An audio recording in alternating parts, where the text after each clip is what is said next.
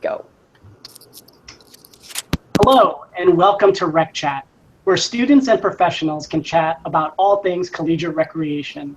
I'm your host, Earl Cabellin, coming to you from my professional home at the University of Maryland College Park.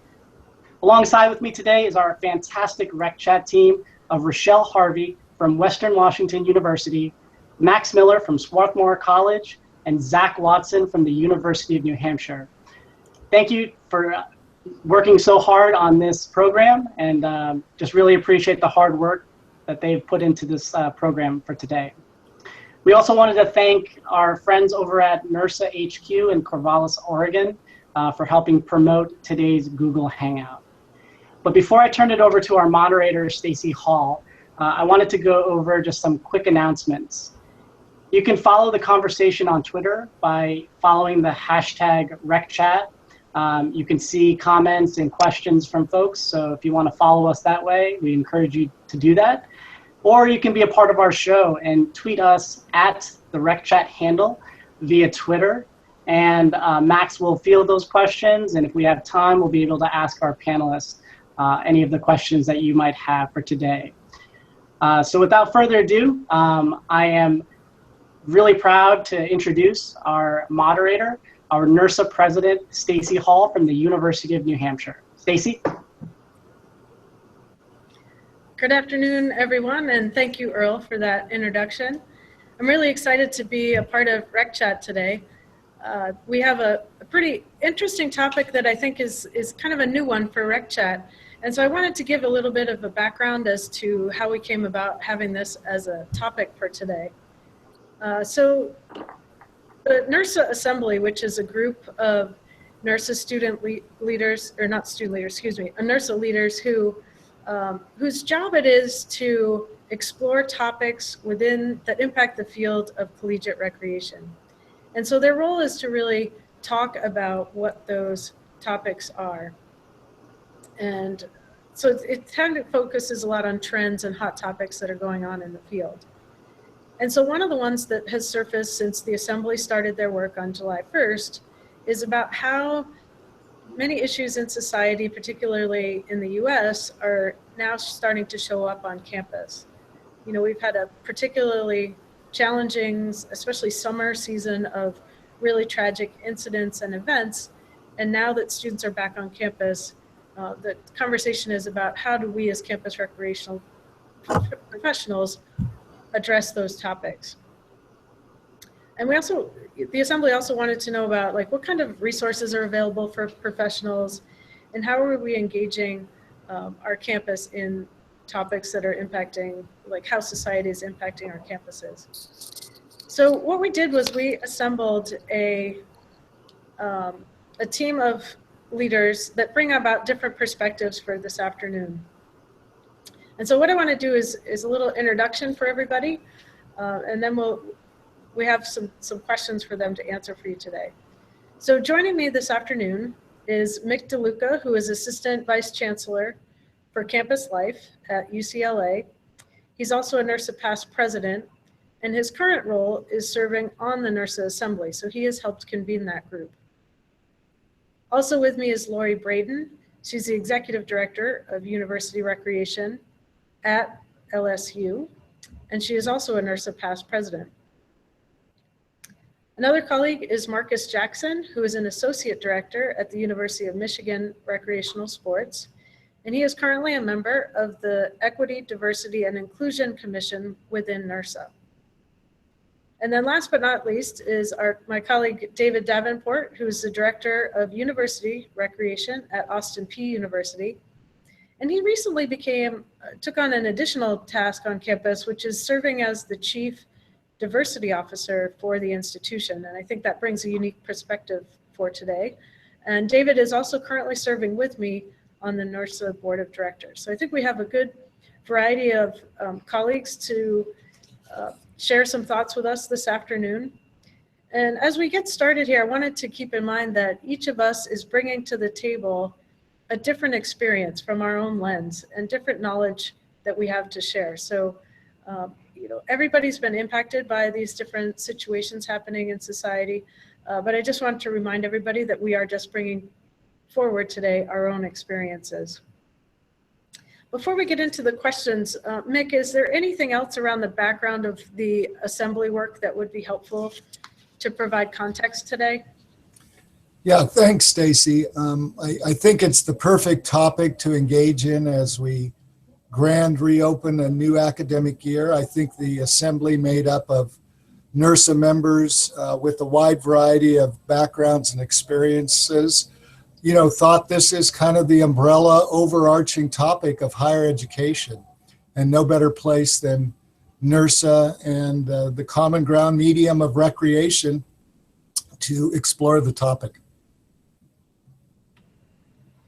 Great. So I guess we'll get into our questions here.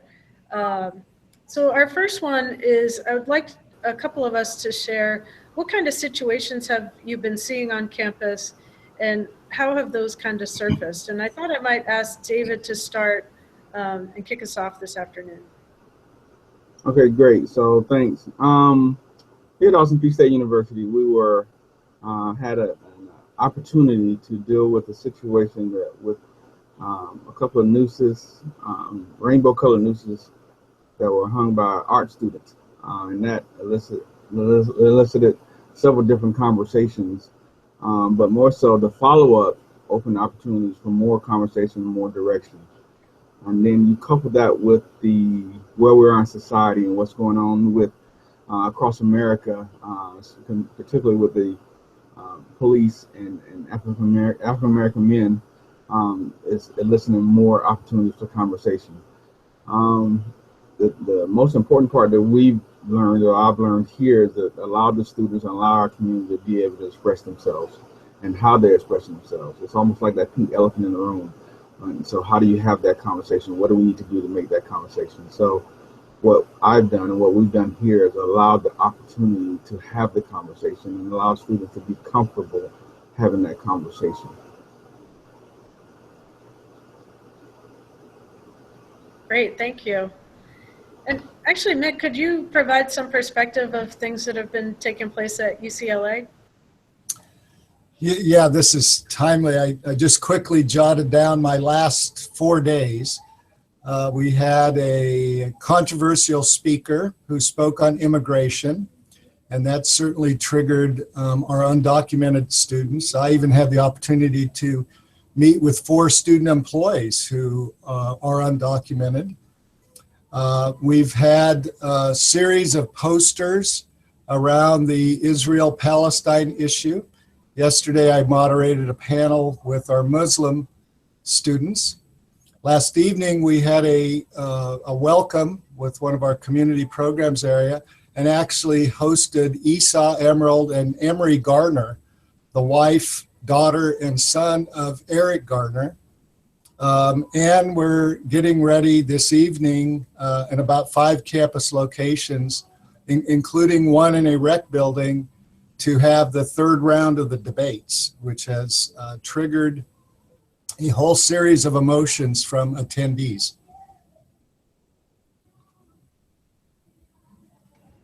That's quite a 4 days. But I think that it helps give example of the range of things that we're seeing on our campuses. So, oftentimes sport has had a long history of being a space where issues around social justice can be visible, and also an opportunity for us to address issues around social justice. So I was going to ask some colleagues here to talk about the role of social justice within our work in campus recreation, within our department, or as professionals. And Lori, I didn't know if you might be able to help kick off this responses to this question. Yeah, thank you, Stacy. The value that play and sport has to building common ground is it's almost unquestionable that we have the magic and the moment to build common ground. The biological drive and need to play as humans across our lifetime is well researched, and collegiate recreation holds the key to that, and particularly during the college years and formative years where they meet people who they haven't maybe met in their home communities and are exposed to new ideas and are exploring their own identities. So I think that it's absolutely relevant that collegiate recreation take the lead as a partner with many campus entities to facilitate the discussion.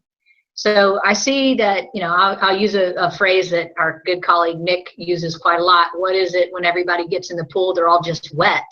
What happens when people play basketball? Hopefully they're all sweating. And so sport, recreation, and play really does provide the common ground for people from all backgrounds to build friendships, to build relationships, and to grow deeper understanding about their individual life experiences and lenses, and hopefully opens the dialogue. So I think that sport absolutely does play a huge role, and recreation has a huge role in promoting social justice and understanding through common experiences. Yeah, that's a great summary, Lori. Thank you for sharing that. Marcus, would you have some things to add to that? I think that Lori said a lot of things that I would probably echo. We certainly provide as close to, I think, an even playing field as possible in some of our activities, things that we offer to participants. And we're a place on campus where folks from all the different identities will gather and try to do things in common. And so with that, I think comes a responsibility, if you will, to be tuned into all of the issues and situations that are happening, and to provide a space for people to be able to talk about those things and to learn from them. We are, I think, years away from the days where it was just simply come and do an activity and leave. Now, in a lot of the renovations that you see in facilities, there are lots of social spaces because our students and our users want those spaces, and they want to be able to come into our buildings and have those also be welcome environments for them to engage in these kind of conversations. Great, thank you. So our next question, we've talked a little bit about how campus recreation provides a nice avenue to have these dialogues and learnings take place. But I was curious about what kind of obstacles and challenges are you facing with the types of conversations or maybe even types of training that you're experiencing on your campus? And maybe Mick, you could kick us off on this one.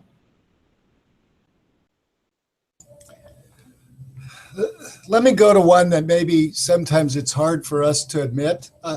Personally, I think it's ourselves. A lot of times you get bogged down in your campus and you think this is somebody else's work or some office that has different terms in their title. And I think, the first challenge to this is to look in the mirror and understand our work is people. Many times we think our work is facility construction and sports management and fitness offerings, but if we just understand our work as people, I think it gives us a better chance to first look inside out where each of ourselves sit and maybe our closest colleagues. Right in front of our nose, we have the perfect rainbow of our campus represented by student employees. And then arguably, it's the largest participatory audience on each of our campuses. So that would be the way I would kind of take the challenge on personally before we start, overlooking at resources or time or money or other things that we look at as barriers. Yeah, that's an interesting perspective. Thanks for sharing that. Marcus, would you have a little bit more to add as well? Yeah, I think definitely some of the things that Mick talked about, but also there's a general discomfort that we have to help people to get past. And some of that comes with what I'll call a natural ego that happens when we get on these higher education campuses, where there's an expectation that everyone who's there and everyone who's coming there already knows everything that they need to know. And I think that we have to first dispel that, and we have to create spaces and make it okay for people to come and say, these are the things that aren't a part of my background or my upbringing. I know nothing about this, and I need to be able to share that and put it out there in a way that's not criticized, so that I can then learn from other people, so that I can be challenged and I can challenge in turn. I think that those are some of the things. And then also There's still, I think, the question around relevance. So some people are still sort of arguing, are the college campuses the places where these conversations need to occur? Are we being more divisive by bringing these things up than we are actually trying to bring people together? And so I think that there's still some disagreement around where and how these conversations need to occur.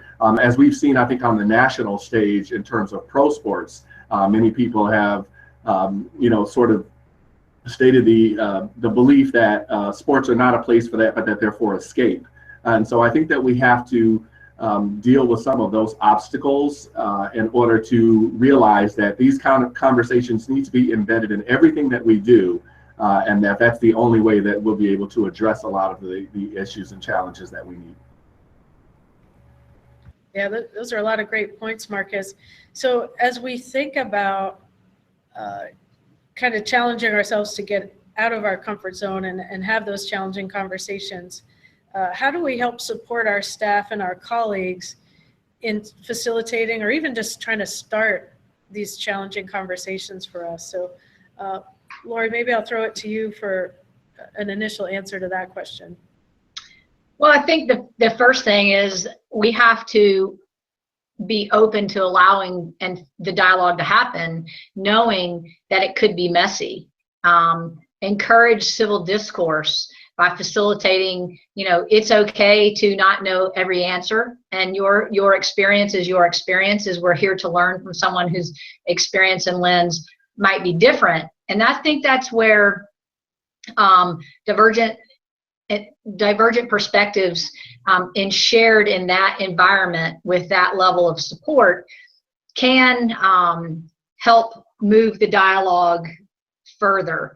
And I think as a director in collegiate recreation, it's simply stating to our teams, our professional teams, to our student leadership teams, that they are where they are in the moment they need to be there. And then the dialogue that occurs in that space with people who are different than them actually can help us grow individually and as a community. So that's the approach that I try to take with it, and mostly acknowledging that sometimes it can be messy, and allow people the opportunity to experience what they're experiencing in all forms, as long as they remain, hopefully respectful.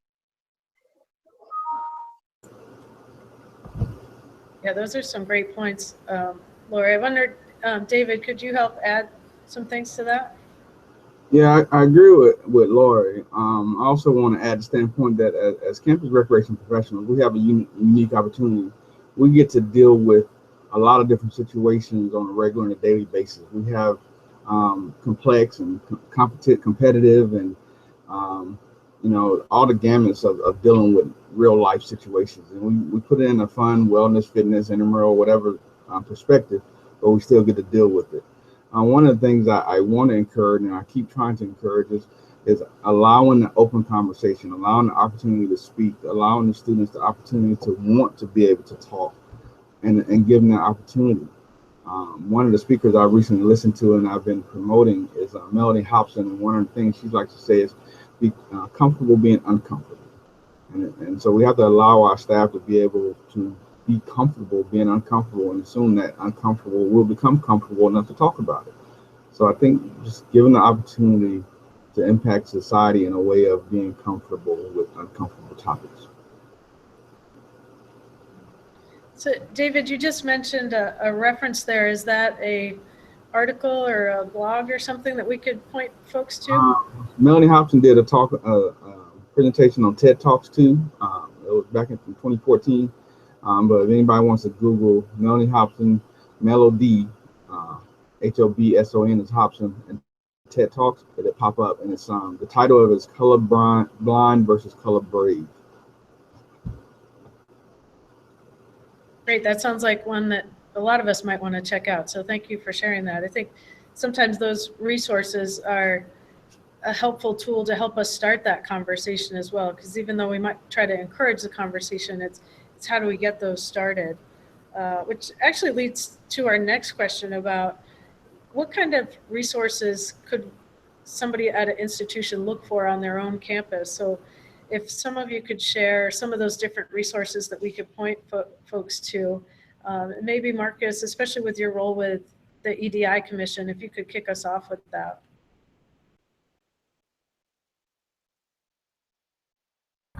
I think so. That's a great question. And as far as campus resources, certainly look into if your campus has multi-ethnic student affairs office, or again, it can go by different names. On our campus, we have a Spectrum Center, and a lot of these places not only have, I think, staff or hold programs where people can talk about these things and learn more about these things, but they also will often have libraries where you can pick up different literature and resources of that nature to be able to learn more. And sometimes within those, you'll have staff that can either come to a staff meeting and help with introductory activities that will get people really accustomed to talking about these things. As David talked about, there's, I think, a need to really create, again, these safe spaces for people to be able to talk about them. So I would definitely, try to look around those resources, asking around if you're new to campus, to see where someone can go to learn more about these kind of things. Yeah, that's a great suggestion. How about Mick, could you provide some additional insight there as well? I'm going to go a little less formal. Here at UCLA, we had a famous coach, John Wooden, and one of my favorite Coach Wooden quotes is on the building. It's what you learn after you know it all that really counts. I think every day of the week you can walk in this. You can talk to somebody. You intersect with a faculty member. You learn the context of the classroom. Most of us end up dealing with different student organization leaders. Remember, your student employees are multiple layers themselves. They come from communities. They're involved in organizations. They're in field of study. They could be impacted by something 1,000 miles away, not necessarily just happening in your own community. And I think just being willing to have that engagement, or maybe a different kind of word, being curious and interested, could make every day of the week a learning experience and kind of a rolling toolbox of resources right in your everyday life. Great. Marcus, would you be able to add to this conversation as well? Sure. I think, again, agree with everything that Mick said. We have to make sure that curiosity comes from the right place. So I think that, again, we first got to be willing to explore it ourselves and do our own sort of learning, so that it doesn't seem like we're always relying on the same people, or in that matter, even relying on others and making them accountable for our own learning. So I think definitely being willing to have those conversations, ask those questions, but then being willing to do some of the research on our own and find out information that we can bring to the table. Oftentimes, sometimes on campus, especially if you have small groups from these different identities, they can constantly feel sort of put upon to really educate everyone else. And that same goes for, I think, staff and offices. I think that it can really become quite common to continuously call on the same offices for assistance with those things. And sometimes we have to be willing to sort of step out on that ledge ourselves and say, okay, I'm going to take this information and move it forward in this way by, reading a book or looking into different presenters that can help educate about things. Great, thank you. So, as we think about these different resources on campus, and we've heard about several that are out there, some folks might also be curious about how can NERSA help supplement those resources that are out there and the conversations that are happening. And I know coming up pretty soon here, we have a summit that the EDI Commission is going to be participating in. And Marcus and David, I believe you two, and I'm not sure if there's others that are on this panel that will be participating as well, but could one of you kind of share what could be coming soon as a way to help support colleagues through these opportunities that we have? So thanks for bringing that up. So the EDI Commission is currently discussing, I think, different resources and what's needed from our membership in NERSA to help people feel more comfortable engaging around these topics and being able to take these things back to their campus. This includes both tools and resources for self-reflection, as well as different items that can be utilized at trainings and meetings on campus. I think it can come in the form of some of the presentations, and so we've so far been meeting teleconferencing once a month and sharing some resources in a Dropbox form to try to compile these things and look at what different universities are doing. Again, as you mentioned, there will be a summit that's coming up in November in Georgia. So I'm looking forward to that. That'll be an opportunity for folks to come together and sort of collate that information more succinctly and to be more helpful to the association. And also to plan forward, I think, for what the next few years can look like for this commission and for the association as well on this topic. And hopefully that'll show up at places like the national conference, and then moving forward, even some of the regional or state workshops. Great. So it sounds like the summit really is focused on the resources and helping to equip members. Is that fair to say? Okay. David, would you have anything to add about the summit? No, I think Marcus covered it all. I'm just looking forward to the different types of conversation that will come out of it. I think that it will be very beneficial for NERSA as a whole, but items that we can bring back to our individual campuses and different groups we get to work with on a regular basis. Great. Well, we look forward to seeing the outcomes of that. Lori, did you have something to add here as well? Yeah, I was just going to say, I think that the EDI Commission and the meeting and the monthly teleconferences that they have been having is a way that kind of collating all those resources like Marcus talked about would be a very positive outcome of that commission meeting if there was some type of resource, much like we did the health and well-being programming lens, and we did the sustainability model and how to ask those questions within collegiate recreation or how to start the discussion. I think that's something that would come out of EAI Commission to help not be the answer to every dialogue, but facilitate dialogue within campus recreation along the EDI topics that we all face would be certainly helpful. Great, thanks, Lori. So I just wanted to check in with our Rec Chat team and see if we have received any questions from Twitter so far. I know we've covered quite a variety of things, even though we've stayed pretty focused on social justice as a topic. Do we have anything that's come in yet? We don't have anything on Twitter right now. We have a lot of people that are engaging on Twitter, and we'd like to give them a shout out. Mark has been doing a great job. Jennifer, Patricia, they've all been participating and commenting, and same with Brittany. So we appreciate you and thank you very much for working with us and helping out with this Rec Chat today.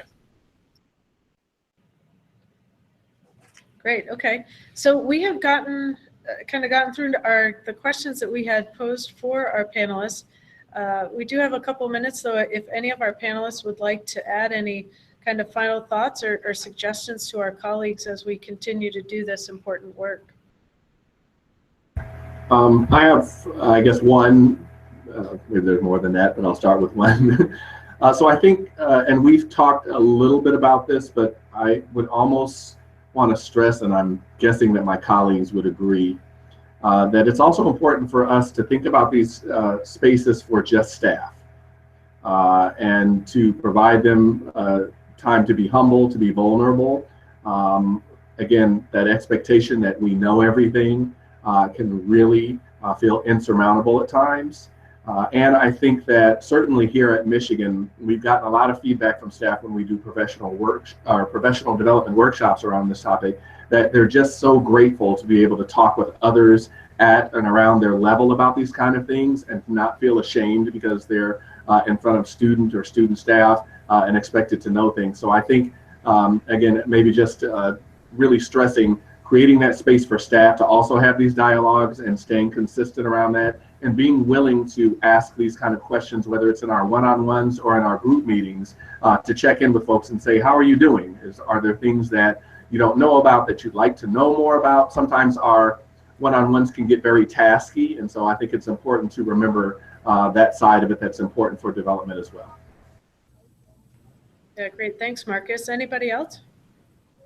Let me just echo what Marcus said. And we've instituted this concept of reflection spaces in student affairs. And, you know, a lot of times they're a reaction to when bad things happen, but we're learning that they're actually a great space to be proactive and just check in where folks are at and how they're feeling. And I think for folks working in the rec area and a vast majority of the country reporting through student affairs, remember, these are the same dialogues going on almost every student service area on campus. So there's like-minded folks at your level or another level. It's a different kind of lunchtime conversation.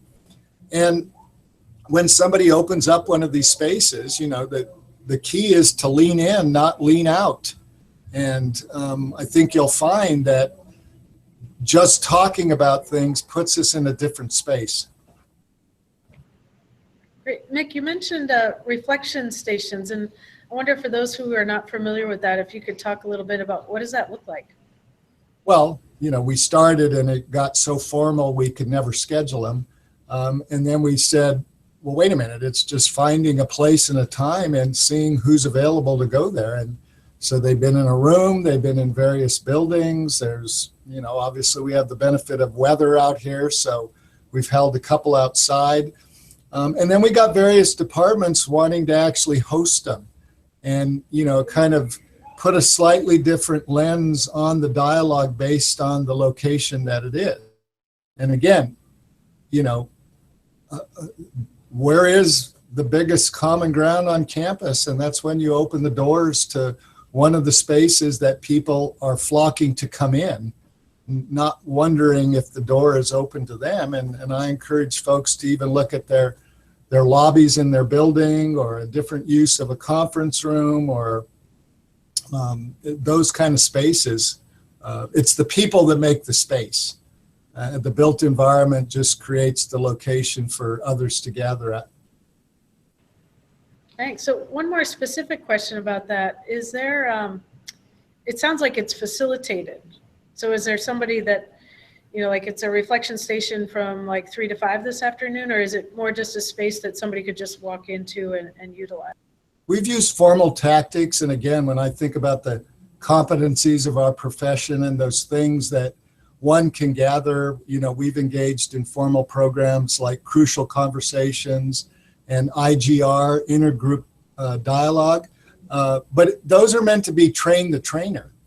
And so I think when one acquires those skills, you're equipped to feel comfortable of making others feel comfortable, of setting the tone and creating a conversation by posing a question that others can feel safe and comfortable and sharing their opinion.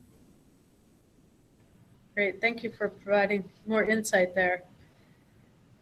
So, Max, it looks like we've gotten some feedback on Twitter that some institutions are feeling like there's, you know, they've been hearing about a lot of resources that some institutions have the benefit of having, but some institutions that don't have a lot of resources. And the request is about whether NERSA could produce some training materials for colleagues. And so hopefully that could be something that gets incorporated in that EDI summit that takes place next month. Because that is a great idea of whether it's NERSA produced and or things that we leverage, you know, like the video that David mentioned earlier today. So I think there's a lot of opportunity there for sure. And I'm sure, Jennifer, if there's maybe specific topics that you'd like to provide feedback to EDI about, Marcus and David would be happy to take that to the group for that discussion. So any other comments from our panelists today?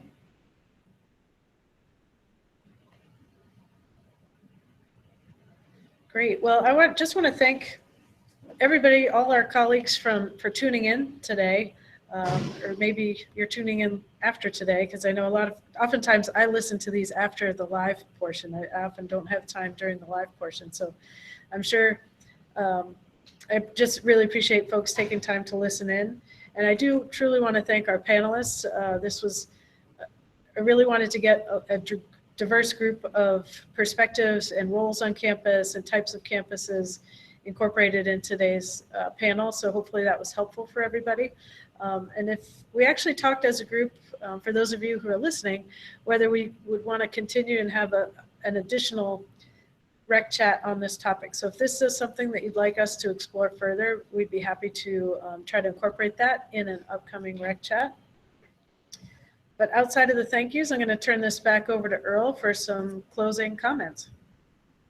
Great. Thank you, Stacy. And thank you again to our esteemed panelists. I know this is a topic that is at the forefront of our association and kind of our culture and the fabric of what we do on our campuses. And I know that the conversation will not end here. This is just the beginning. And I commend David and Marcus for all the work that they're doing for the commission as well. So looking forward to the good work that will be coming forward.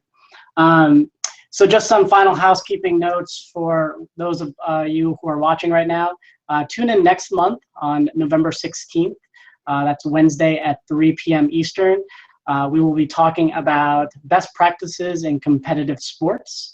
And so you'll be able to join in the conversation via Twitter, and we'll be promoting that up to November 16th. So mark your calendars for that if you're interested in competitive sports. Once again, I'd just like to thank the Rec Chat team for working on the technical side and the back channels, to Max, Rochelle, and Zach for, again, all their hard work. They're dedicated NERSA members, and they're doing this on the side as well. So definitely appreciate their hard work.